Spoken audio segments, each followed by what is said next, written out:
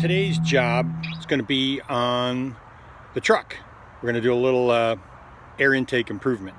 So here's the truck, 2007 F-150, pretty much all stock.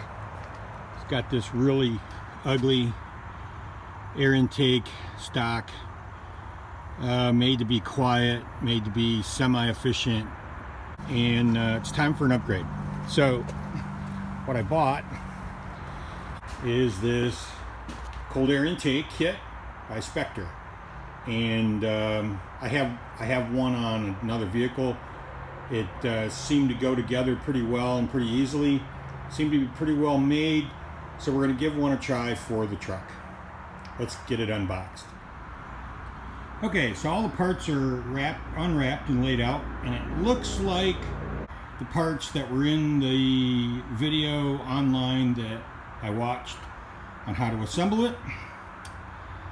But interesting thing is, the instructions that came with it do not really look anything like that. And even more interesting, they say they are instructions for various Dodge Ram models, and they give me these handy little performance statistics for Dodge Ram, which I don't have. So we're going to take a closer look, and hopefully these are actually parts for the Ford F-150 that I ordered, and see if they sent me the right thing. Okay, so reading the box a little better, the box says this fits a Ford F-150 with a 5.4. The picture shows that assembly, which is exactly what I expected it to look like. So hopefully it just means the instructions are not the right instructions. So we'll just kind of do it by feel, and I can always go online, look at the video again if I can't figure out what to do. Wish me luck. Okay everyone, we're back. Partial assembly done. It appears everything's correct based on the 5.4 liter Ford video. So I've got the air box assembled, two halves, the rubber gasket. You got a velocity stack piece that goes through that wall, that the air cleaner will fit on that, air filter will fit on that, and this side will end up connecting to the aluminum tube and elbow that fits to the throttle body. So now it's time to take apart the old system and get it out of the truck. Okay, let's see if we can get this old stuff off. We got a few 10mm bolts to take off, starting with this one that kind of holds the intake pipe, the old intake tube, in place. That's one. This whole piece should come off just like that.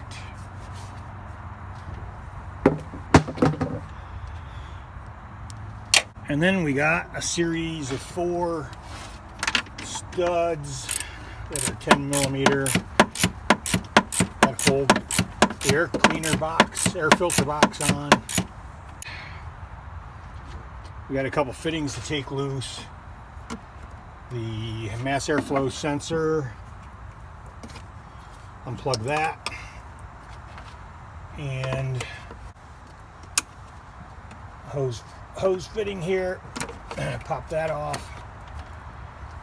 PCV fitting, I guess it is, and we can take these guys out.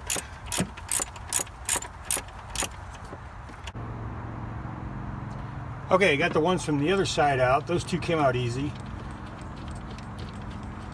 This third one's coming out easy, even though it's pretty rusty.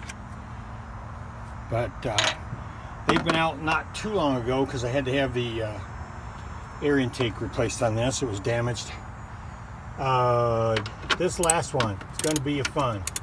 It's so rusted, it's no longer 10mm. And I don't have anything handy, deep well in between, so we're resorting to the good old tried and true When in doubt, get your vice grips out. And that made short work of that guy. And now this should pop off. Just like that.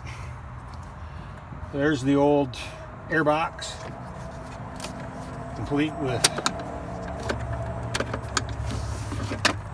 air filter that's really not in too bad a shape.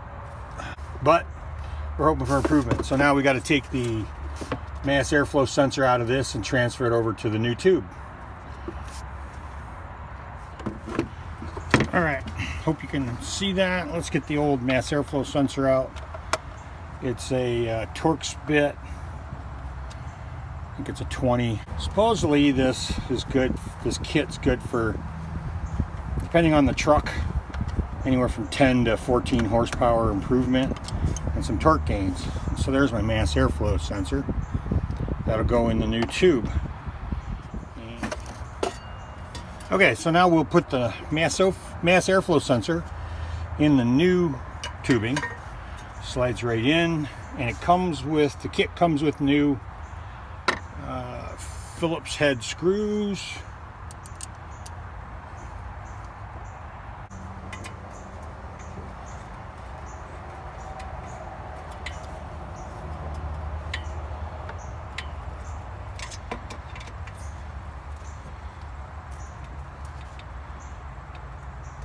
Okay, got that snugged up. And the next piece that goes in is this this little adapter piece, and you can see it has a slot cut in it to pass over the mass airflow sensor, like so. And that sits in there.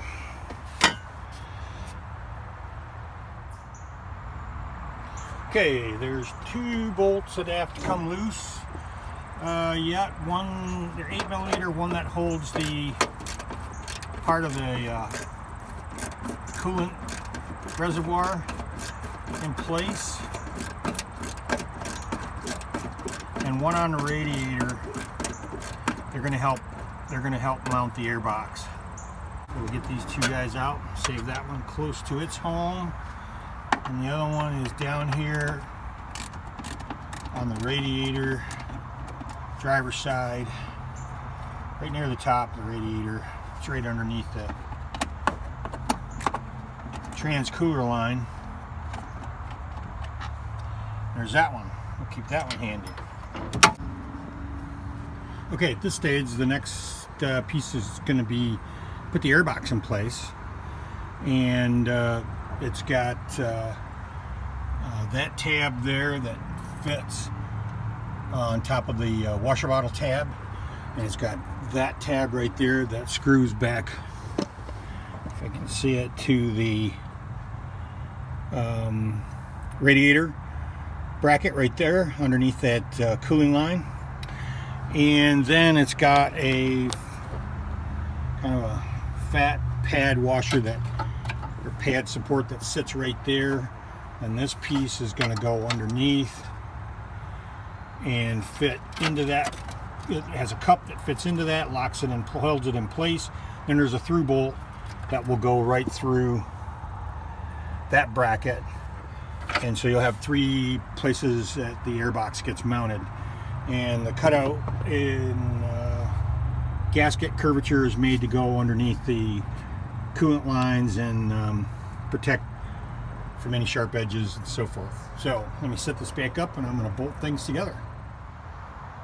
All right, let's give this a whirl.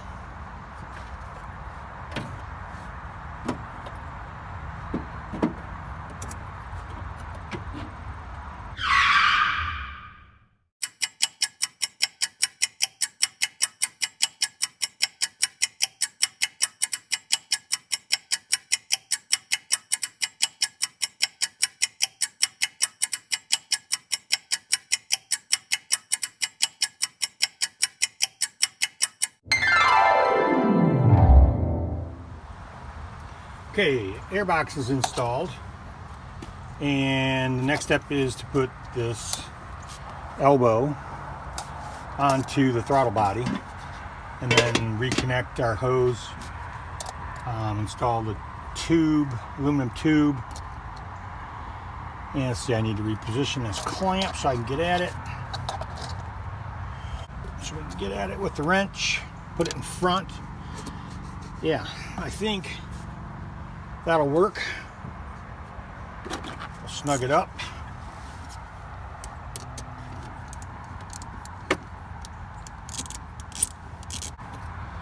And there's an adapter that, hopefully you can see that, there's an adapter that they provide with the kit to let you snap this hose back on. It snaps right over. And next will be our air tube. So just double checking I have this lined up right. And I do. This goes in the rubber hose. Got another clamp ready. I need to loosen that up a little bit more.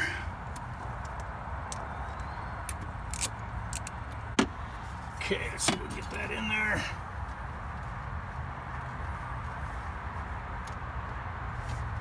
And then make your coupling over here to this flexible joint.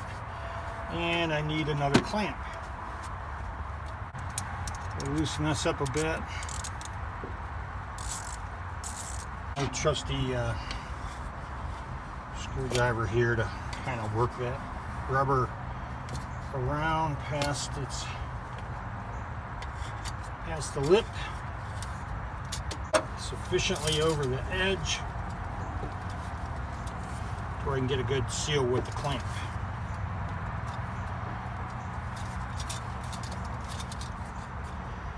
Goes in at a bit of an angle, so it's kind of awkward, but there we go.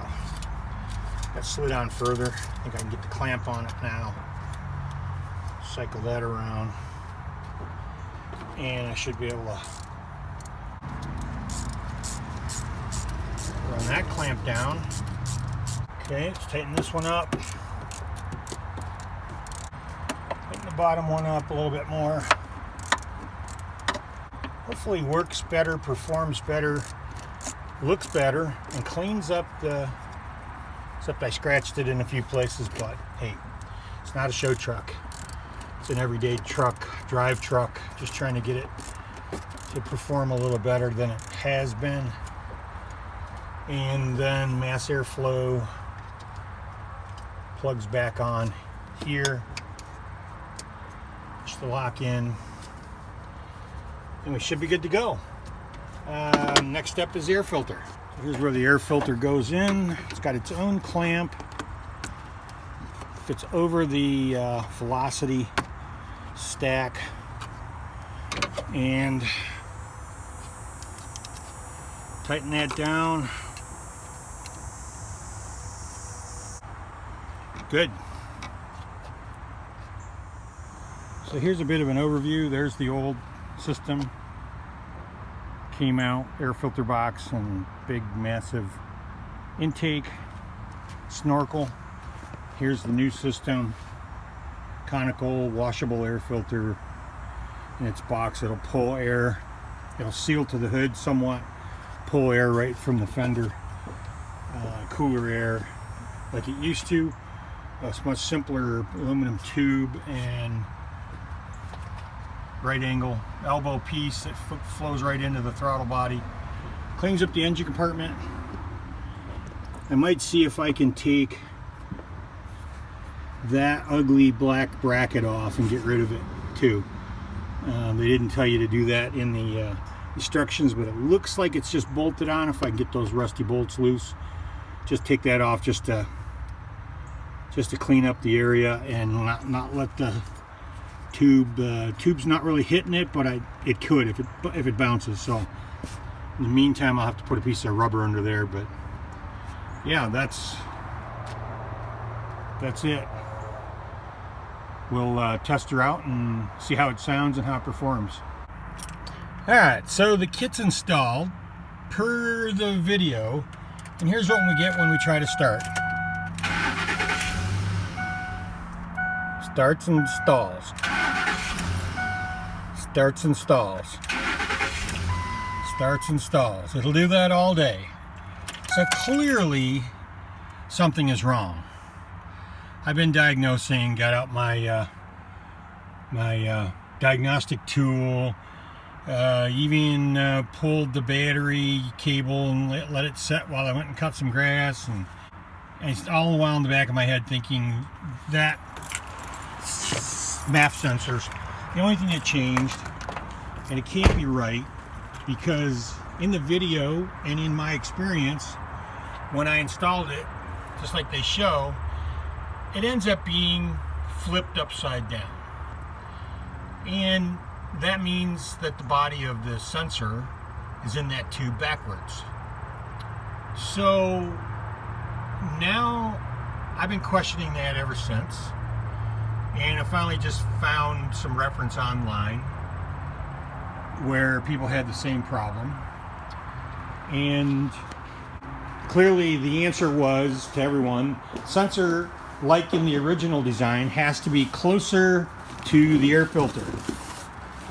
And guess what? When you look at the side of the box, what do you see? You see the long part of the tube going to the throttle body, and the short after the bend right near the air filter, and on the other side of that is where the mass airflow sensor would be. But since they didn't send me the right instructions, and since their video is wrong, it's kind of hard to do the job right. Anyway, nice instructions they have, or don't have, or don't send you, and took a little bit of thinking and intuition and a little bit of reviewing online to figure out what I think my mistake is. So we're going to flip it around and see if it works. Okay, swap done. So now the mass airflow sensor is just downstream of the air filter, which is the way it was positioned originally, and it's right side up, so that the inlet opening inside the sensor to the elements, sensing elements, are actually open to the airflow. Angled that, elbow fitting, and the pipe to fit, tighten everything back down. Let's see what we get. The old key in. Now there you go, success.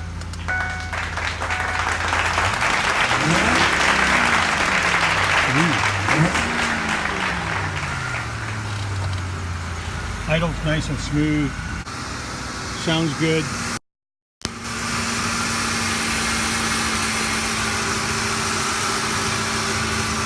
Sounds a little bit more like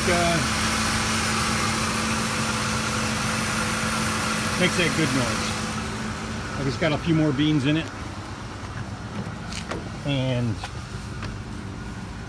like it's free flowing and not restricted.